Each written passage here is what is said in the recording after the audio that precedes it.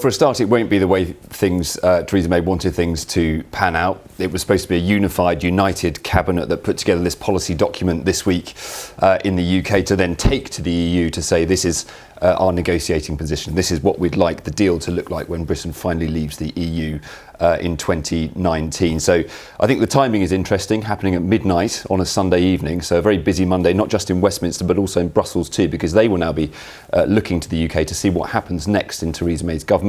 David Davis, of course, was the minister in charge of delivering Britain's exit from the EU, and now he's gone. So Theresa May will have to fill that gap pretty quickly. So first of all, I think the timing is interesting.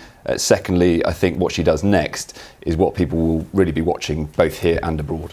So the assumption here is that the position put forward by Theresa May and the cabinet is unacceptable to those, I hate this phrase, hard Brexiteers, those who really want to leave the EU and abandon many of the restrictions or obligations of the EU. That's right, yeah. So there are dozens of issues on the table, but the big ones, things like free movement within the European Union, things like trade policy, the role of the European Court of Justice within Britain's laws. All those big issues were sort of thrashed out at Chequers, the country residence of the UK Prime Minister, on Friday, and this policy document was drawn up. Now, there's some interesting wording in that document. So things like a common rule book for goods going across the border, a facilitated movement of EU citizens across Britain's borders, also things like a joint institutional framework for the courts.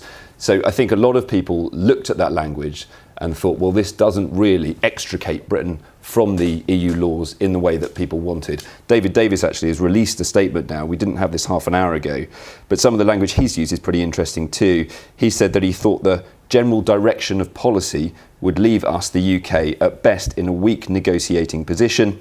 He also said that the inevitable consequence of the proposed policy would be to make control by Parliament look illusory rather than real. So what he's saying is it doesn't go far enough, and actually it wouldn't give Britain back control of its own laws. Okay, so this is David Davis leaving the cabinet.